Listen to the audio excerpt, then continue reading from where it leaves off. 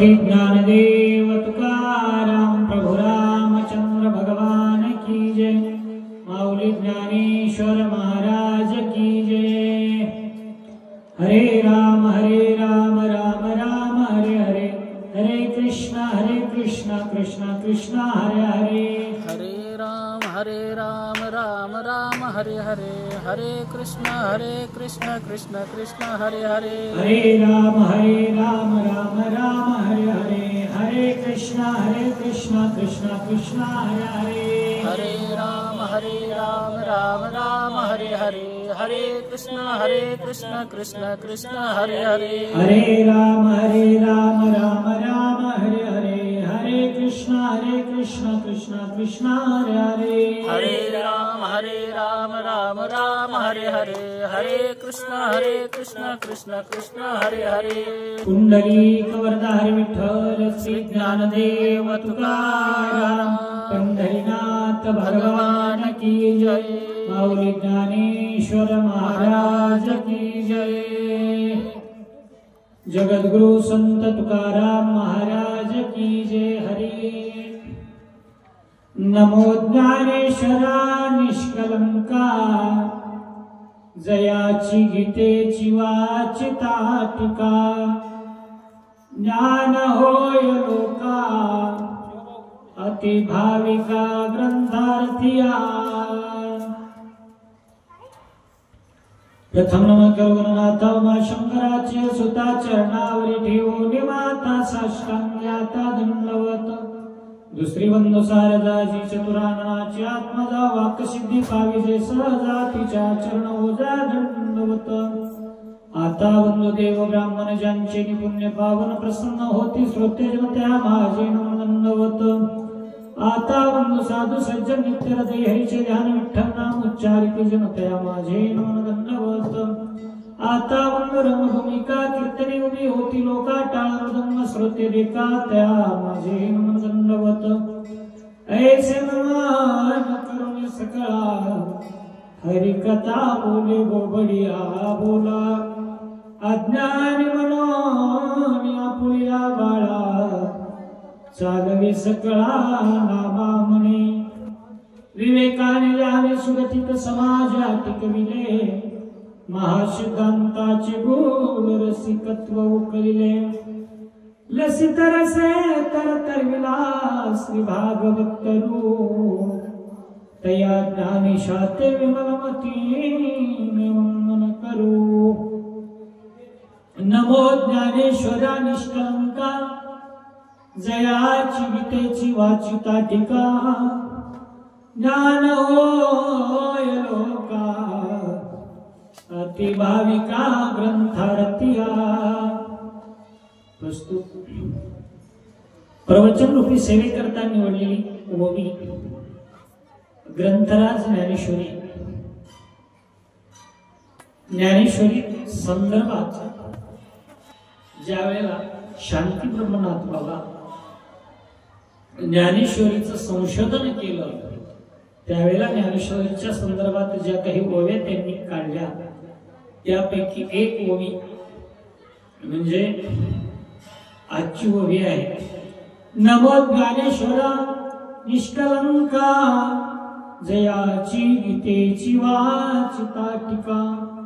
ज्ञान होय लोका अति भाविका ग्रंथार्थिया। शांती ब्रह्मनाथ बाबा आजच्या वहीमधून भगवान श्री विश्व माऊली ज्ञानोबारायाला नमन करतात। त्या पाठोपाठ ज्ञानोबाराया संदर्भात एक विशेषण वापरतात या ठिकाणी। निष्कलंका, माझे ज्ञानोबाराय कशा आहेत तर निष्कलंक आहेत, अशा प्रकारचा भाव व्यक्त करतात। आणि ज्या ज्ञानेश्वर महाराजांनी जगाच्या उद्धाराकरता जो टीकारूपी ग्रंथ लिहिला गीता, या ग्रंथावर जी टीका केली त्या टीकेवरचा ग्रंथ म्हणजे ज्ञानेश्वरी। आणि ही ज्ञानेश्वरी ज्यांनी कोणी वाचली त्या प्रत्येकाला काय फायदा होईल? ज्ञान होय लोका वाचील त्याला ज्ञान होईल, पण वाचत असतानाही ज्ञानेश्वरी वाचताना कुणालाही ज्ञान होत नाही. त्याच्या संदर्भामध्ये एक आठ टाकली. अति भाविका ग्रंथारतीया, ग्रंथाची आपल्यावर कृपा व्हायची असेल, माझ्या ज्ञानोबारायांची कृपा व्हायची असेल, भगवंताची कृपा व्हायची असेल, गुरूंची कृपा व्हायची असेल, तर ज्ञानेश्वरी या ग्रंथावर तुम्ही भाव ठेवून ज्या वेळेला ज्ञानेश्वरी वाचाल त्यावेळेला तुम्हाला ज्ञान होईल. अशा प्रकारची ज्ञानेश्वरी या ग्रंथाची महती, ज्ञानोबारायाची महती जाणून ज्ञानोबारायाच्या चरणावर नतमस्तक होणारी ही ओवी आहे. या ओवीवर विस्तृतपणे विवेचन करण्यापूर्वी थोडासा परिहार द्यायचा, तो म्हणजे असा. भगवान पांडुरंगाच्या कृपेने अखंड चालणारा हरिनाम सप्ताह सर्वांना ज्ञात आहे. काकडा भजन, ग्रंथराज ज्ञानेश्वरी पारायण, गाथा भजन, भावार्थ रामायण, हरिपाठ दुपारती, कीर्तन जागरण अशा प्रकारची दैनंदिन या कार्यक्रमाची रूपरेषा आणि हा मागच्या 4 दिवसापासून चालत असणारा आणि अखंड काही वर्षापासून मागचा चालत आलेला हा अखंड हरिनाम सप्ताह, त्यामध्ये 4थ्या दिवसाची प्रवचन रूपी सेवा करत असताना माझं देखील ज्ञानोबा यांच्या चरणी वंदन, सर्व श्रोत्यांना वंदन करून ज्ञानोबा जशी कृती देतील तसा ओळीवर विवेचन करण्याचा प्रयत्न करतो. या ओळीमध्ये शांती ब्रह्म नाथबाबा, नाथबाबाचा जर विचार केला तर नाथबाबा कसे महासंत साधू प्रतिष्ठानवासी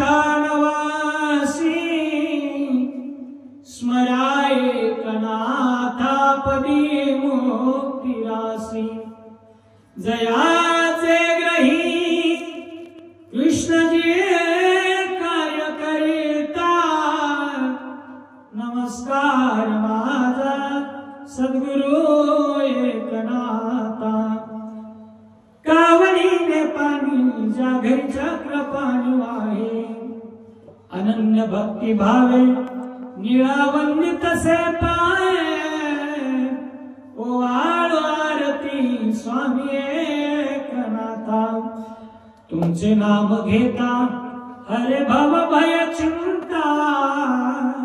हा अधिकार माझ्या नाथबाबाचा किंवा भानुदासाच्या कुळी महाविष्णूचा अवतार, महाविष्णूचा अवतार क्षेत्र प्रतिष्ठानाने गोदावरी तीर.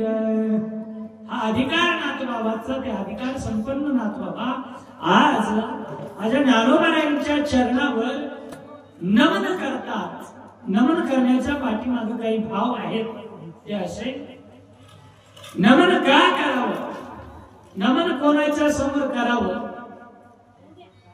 ह्या गोष्टी महत्वाच्या आहेत. प्रथमतः नमन हे संतांच्या समोर केलं पाहिजे, नमन हे देवाच्या समोर केलं पाहिजे आणि नमन प्रत्येकाच्याच समोर करावं. का आहे का असं आहे, नमिता मानापमान गळाले ते अवचिता मीची झाले. नमन केल्याचा फायदा नाही सांगतात. नमिता मानापमान गळाले, मान काय आणि अपमान काय या गोष्टीचा भेदच राहत नाही. सर्व गोष्टी माणूस विसरून जातो आणि विसरून गेल्याच्या नंतर जो कोणी नमन करतो, पण नमन करण्याच्या ठिकाणी भाव असा पाहिजे, जे जे दिसे भूत ते ते मानिजे भगवंत, भक्ती योग निश्चित जाण माझा. ज्याच्याकडे पाहिलं त्याच्यामध्ये प्रत्येकामध्ये देव आहे अशा प्रकारचा भाव प्रगट होऊन जर मग तो नमस्कार करत असेल तर मग कुत्र्यातही देव आहे, गाढवातही देव आहे, नवे नवे दगडातही देव आहे. पण भाव तसा झाला पाहिजे की या प्रत्येक वस्तूमध्ये देव आहे आणि म्हणून त्याच्याकडे नमन करावं. हरीची आदासा हरी दाही दिशा भावे जैसा तैसा हरी एक. हरीच्या दासांना 10 दिशांना त्या ठिकाणी हरी दिसतो आणि तसा भाव मनाच्या ठिकाणी धरून जो कोणी नमन करतो तो शेवटी देवच होतो. ते अवचितामीची झाले म्हणून प्रत्येक व्यक्तीला प्रत्येकाला नमस्कार केला पाहिजे. या न्यायानं नाथ बाबा सगळ्यांनाच नमस्कार करतात, पण आज जे नमस्कार केलाय तर विशेषतः माझ्या ज्ञानोबायांना नमस्कार केलाय. हा नमस्कार करण्याच्या पाठीमागचं कारण असं, संत नाथ बाबा ज्ञानोबाची कीर्ती वर्णन करत असताना वाचन कीर्ती वर्णन करण्याचा विचार करतायत सुरुवातीला, पण असं आहे संतांची उंची गाठावी लागते आणि संतांचं वर्णन करावं लागतं. वाचन शब्दानं संतांचं वर्णन करणं शक्य नाही. शब्दानं वर्णन केल्याच्या नंतर माणसाची फसगत होते. शब्दाच्या पलीकडचे संत असतात, देवा संत शब्दाच्या पलीकडचा आहे. जरी शब्दांना धन म्हटलं असलं तरी संत रूपी धन शब्दामध्ये मोजता येणार नाही. तुकोबा म्हणतात ना, आम्हा घरी धन शब्दाचीच रत्ने शब्दाचीच शास्त्रे यत्न करू. आमच्या घरी शब्दरूपी धन आहे, पण या शब्दरूपी धनामध्ये संतांना आकळता येत नाही. संतांचं वर्णन शक्य नाही. का काय वाणू आता न पुरे ही वाणी. काय संतांचं वाणीमध्ये वर्णन करावं ते शक्य नाही ना. वाणीनं वर्णन करताच येत नाही. संताचा महिमा तू बहु दुर्गा शाब्दिकांचे काम नाही येते.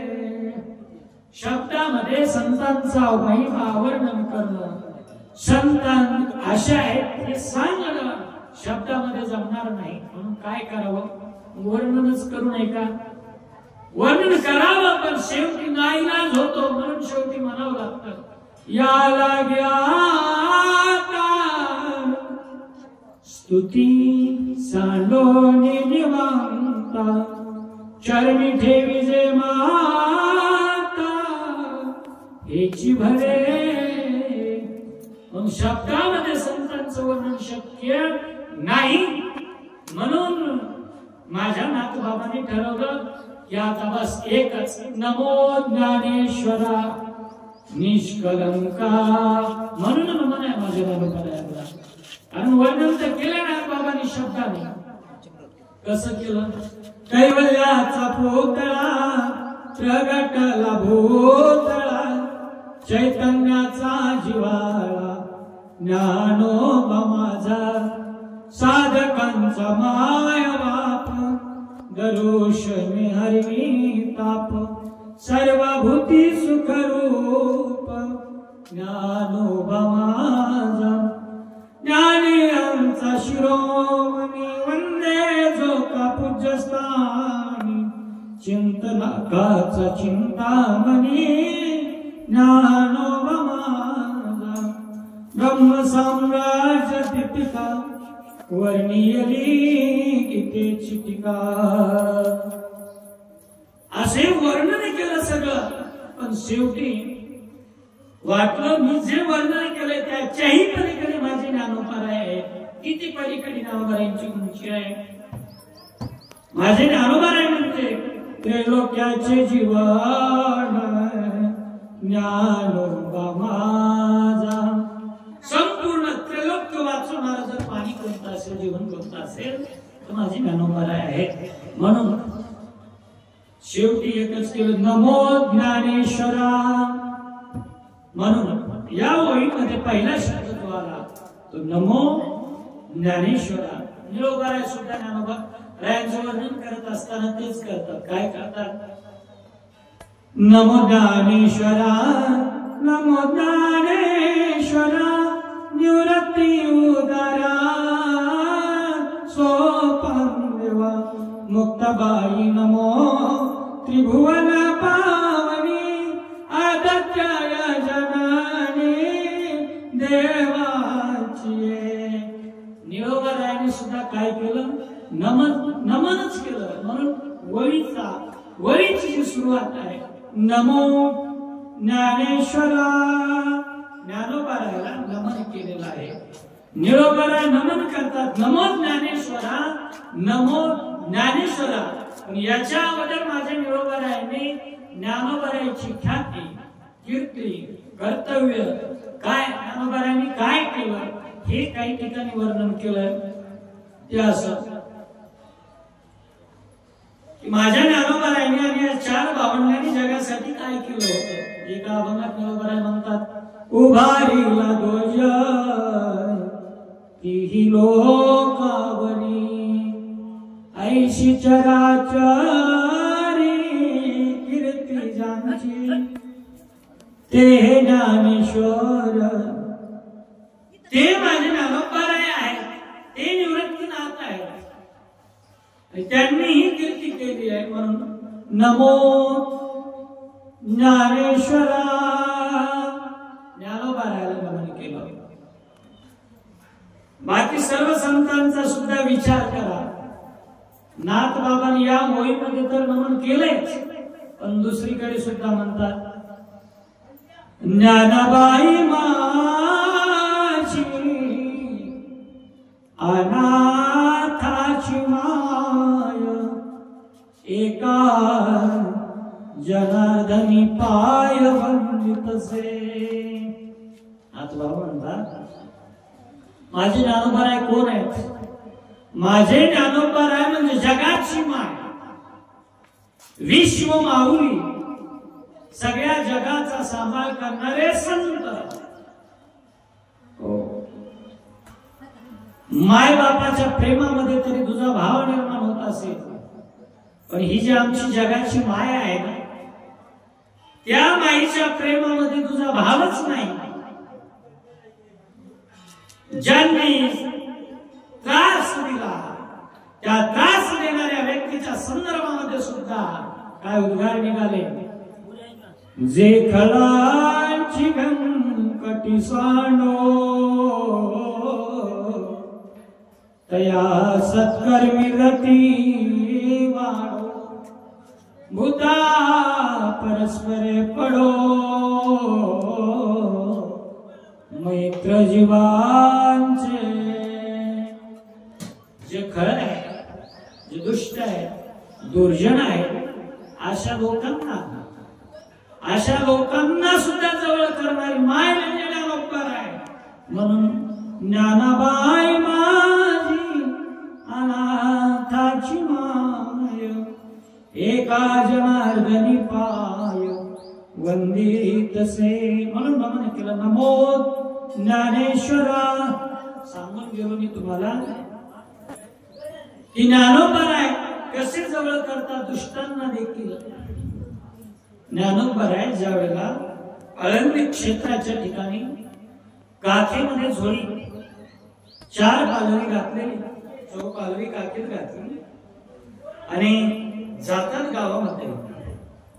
तर गावामध्ये गेल्याच्या नंतर एका घरी जातात ज्ञानोबराय आणि अलग ठोकतात, ओम भिक्षाम देही माते. मागणी ज्यावेळेला करतायत त्यावेळेस त्या घरातले माणसं म्हणतात, आई संन्याशाची मुलं आली, आपलं घर अपवित्र झालं. किती लोकांचा विचार असेल त्यावेळेस. ज्ञानोबरायासारखा पवित्र दुसरा कोणीच नाही. पवित्र सोहळी तिची एक भूमंडळी ज्यांचा आवडता देव अखंडित प्रेम भाव. ते ज्ञानोबाला भिक्षा मागण्यासाठी ज्या वेळेला जातात त्यावेळेस काही दरवाजा लावून घ्यावा, जा पुढच्या दाराला म्हणून काढून द्यावं. दुसऱ्या दरवाजामध्ये ज्ञानोबा जावे, ओम भिक्षाम देहि माते ज्यावेळेला आवाज द्यावा त्यावेळेस घरातल्या घरकर्त्या पुरुषांनी आपल्या पत्नीला सांगावं, आगे हे पोरगा आलंय, घरातली माती काढ, याच्या जोळीमध्ये टाक. कोरडा सिधा सुद्धा माझ्या ज्ञानोबाला प्राप्त होऊ दिला नाही. तेच ज्ञानोबा अरण्य क्षेत्रामध्ये महादेव भट्ट नावाच्या एका व्यक्तीच्या घरी जातात. महादेव भट्टाच्या घरामध्ये पोहोचतात आणि दरवाजासमोर आलं ठोकतात, म्हणतात ओम भिक्षाम देहि माते. त्यावेळेला त्यांची महादेव भट्टांची पत्नी महिला प्रेम मूर्ती असतात, त्या महिलेने हातामध्ये गोंधळ भरून असं पीठ धारण केलं, ज्ञानोबा यांच्या जोळीत टाकण्यासाठी ती निघाली. त्याच वेळेला तो कर्मठ असणारा महादेव भट्ट